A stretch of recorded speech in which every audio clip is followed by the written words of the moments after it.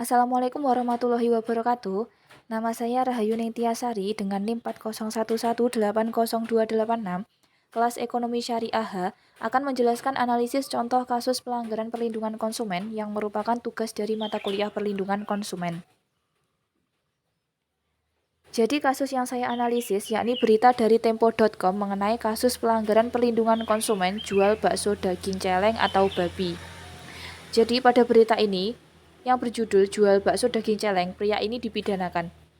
Petugas dari suku dinas peternakan perikanan dan kelautan menunjukkan merek bakso yang mengandung daging babi di mobil laboratorium Tomang, Jakarta Barat. Seorang pedagang daging giling terbukti menjual daging celeng yang disamarkan sebagai daging sapi. Daging giling itu biasa digunakan untuk bahan baku bakso. Sudah diperiksa di laboratorium dan hasilnya menunjukkan bakso tersebut mengandung daging celeng.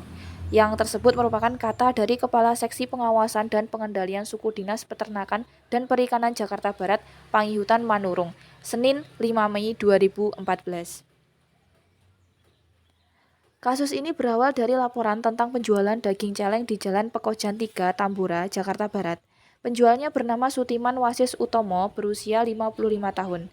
Sutiman selama ini dikenal sebagai pengusaha rumahan yang menjual bakso olahan untuk dijual kepada penjual bakso keliling. Sehari setelah laporan masuk, seorang pegawai suku dinas peternakan membeli bakso tersebut dan memeriksanya di laboratorium. Hasil pemeriksaan menyatakan daging bakso itu mengandung daging babi hutan atau celeng.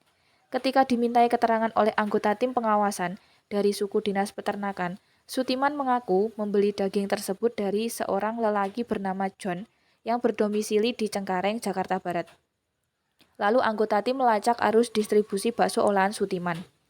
Menurut Pangihutan, daging celeng yang dijual Sutiman tak melalui pengawasan oleh suku dinas peternakan. Celeng tersebut diburu di berbagai daerah di Pulau Jawa dan langsung dipasarkan secara terselubung. Atas perbuatan tersebut, Dinas Peternakan melaporkan Sutiman ke Polsek Penjaringan. Sutiman dijerat pasal 62 Undang-Undang Nomor 8 Tahun 1999 tentang Perlindungan Konsumen. Sutiman dianggap menipu konsumen karena tak menyebutkan bahan baku sebenarnya dan mengabaikan standar kesehatan.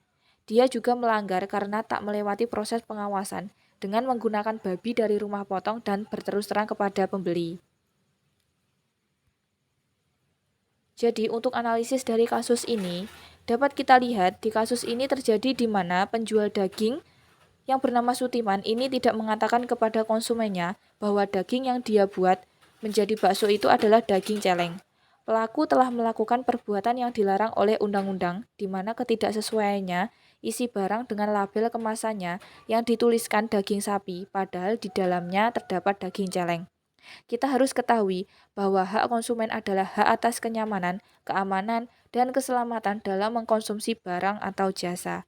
Dan konsumen akan sangat dirugikan sekali bila mereka mengetahui bahwa daging yang dibelinya itu tidak sesuai dengan kemasannya yang tertulis, yakni daging sapi. Seperti yang dikatakan berita di atas, dalam Undang-Undang Nomor 8 Tahun 1999, kewajiban pelaku usaha tersebut adalah melanggar pasal 7 yang berbunyi sebagai berikut. Pada huruf A, beritikat baik dalam melakukan kegiatan usahanya, maka pelaku usaha tersebut sudah melanggar pasal tersebut. Kemudian pasal 7 huruf B, pelaku usaha melanggar, yakni melakukan informasi yang benar dan jelas dan jujur mengenai kondisi dan jaminan barang dan atau jasa, serta memberi penjelasan penggunaan, perbaikan, dan pemeliharaan. Pelaku usaha juga melanggar pasal 7 yang berbunyi pada huruf D, yakni menjamin mutu barang dan atau jasa yang diproduksi dan atau diperdagangkan berdasarkan ketentuan standar mutu barang dan atau jasa yang berlaku. Berdasarkan Undang-Undang Perlindungan Konsumen, pelaku penjual bakso daging celeng terjerat pasal 62 Undang-Undang Nomor 8 Tahun 1999 tentang Perlindungan Konsumen. Pasal ini berisikan bahwa pelaku usaha yang melanggar ketentuan sebagaimana dimaksud dalam pasal 8 yang berisi perbuatan yang dilarang bagi pelaku usaha dan pelaku usaha juga melanggar ketentuan pada pasal 9, pasal 10, pasal 13 ayat 2, pasal 15, pasal 17 ayat 1 huruf A, huruf B, huruf C, huruf E, dan ayat 2, dan pasal 18 dipidana dengan pidana penjara paling lama 5 tahun atau pidana denda paling banyak sejumlah 2 miliar rupiah. Selanjutnya, pelaku usaha tersebut juga melanggar ketentuan Undang-Undang Perlindungan Konsumen sebagaimana dimaksud dalam pasal 11, pasal 12, pasal 13 ayat 1 yang berbunyi pelaku usaha dilarang menawarkan, mempromosikan atau mengiklankan suatu barang atau jasa dengan cara menjanjikan pemberian hadiah berupa barang atau jasa lain secara cuma-cuma dengan maksud tidak memberikannya atau memberikan tidak sebagaimana yang dijanjikan. Dan juga pelaku usaha juga melanggar ketentuan UPK pada pasal 14, pasal 16, dan pasal 17 ayat 1 huruf D yang berbunyi tidak memuat informasi mengenai resiko pemakaian barang atau jasa, serta pada huruf F yang berbunyi melanggar etika dan atau ketentuan peraturan perundang-undangan mengenai periklanan. Maka atas perbuatan tersebut pelaku dipidana penjara paling lama 2 tahun atau pidana denda paling banyak 500 juta rupiah terhadap pelanggaran yang mengakibatkan luka berat, sakit berat, cacat tetap, atau kematian diberlakukan ketentuan pidana yang berlaku.